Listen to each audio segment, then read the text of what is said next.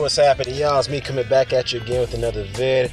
Well, I have some unfortunate news to share with you guys. It's been reported on boxing.com that Nery Pantara has tested positive for PED before his title went over Shinsuke Yamanaka last was it Tuesday, I believe? Yes, last Tuesday? Yeah, last week.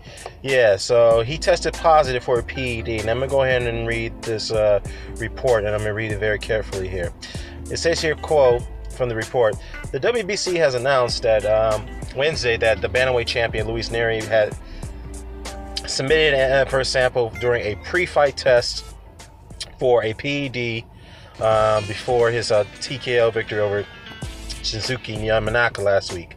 Now, the WBC statement explained it was notified by VADA that traces of zilparterol were found in Nery's system. Now, the substance is very similar to computerol.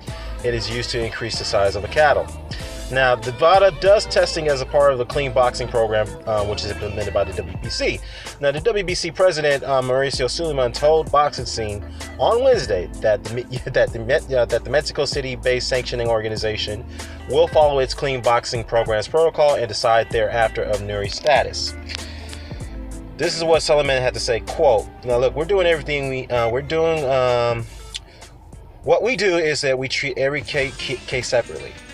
All right, there's a protocol that we follow. There's an opening of a B sample, and also we have to analyze the specific sample.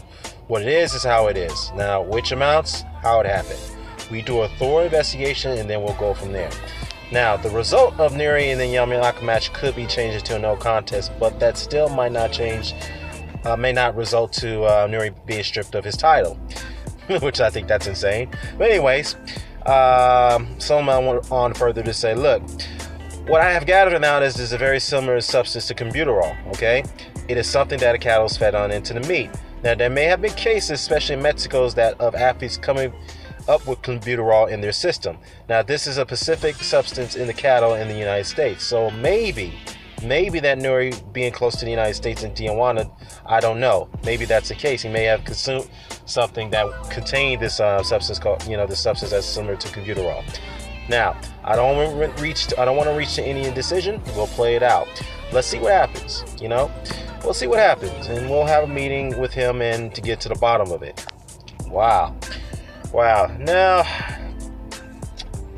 okay. Here's the way I look at it. I know some people are gonna wondering, why? This is the question I have to ask. If this was a pre-fight testing that he tested positive for the PED, for zilparterol, whatever you call it, zilparterol, that's what it's called. If he tested positive before his fight against Yamanaka, why the hell was he allowed to proceed with the fight? Why was Nery allowed to proceed with the fight when he was tested positive before the fight? That I don't understand.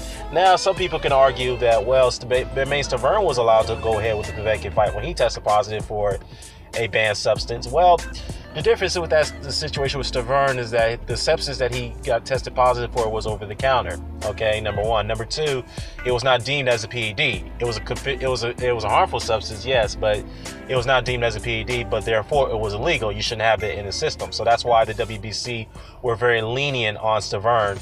And given the fact that he's partaken in the clean boxing program for quite some time, and he's never tested positive for any previous tests and whatnot from that point back in 2016. So that's why they gave him a slap on the wrist. Now, could they give Nery a slap on the wrist right here? That's what it looks like based off of based off these statements by Mauricio Suleiman.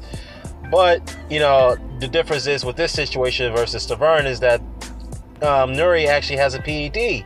He tested positive for an illegal substance. Now, again, to be fair though, if this substance is very similar to combuterol, then there's a possibility that his food that he consumed or his drink that he consumed could have been contaminated. He could have been spiked. Now, I'm not jumping to conclusions, but those are the possibilities. Now, again, well, I'm not going to jump to that conclusion. I'll reserve my thoughts on the situation. We'll let this investigation run its course, and then we'll have to allow this WBC to run its protocol, and then they'll come to a decision. Now, as far as the timing of that decision, I don't know. So, Of course, Nery is not going to admit to guilt here because many fighters don't admit to guilt when it comes to testing positive for a banned substance. I mean, it's a rarity that some of them do admit to it, but we'll see how this plays out, and we'll see where this goes from here. But anyhow, let me know what your thoughts about this. I'm out. Peace.